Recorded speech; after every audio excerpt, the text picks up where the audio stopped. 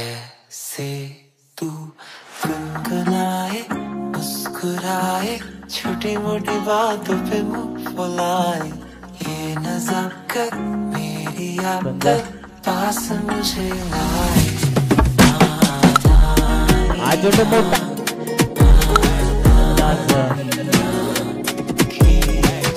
आज अप्रतिम फटका येतो मात्र सत्रामध्ये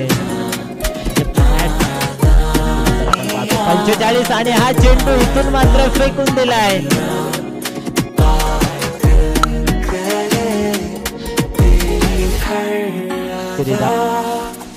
राउंड विकेटने पुन्हा एकदा इथून मात्र लागोपाठ आज इथून मात्र षटकार आलाय आणि अशा पद्धतीने या स्पर्धेमधील अर्धशतक झळकावतोय.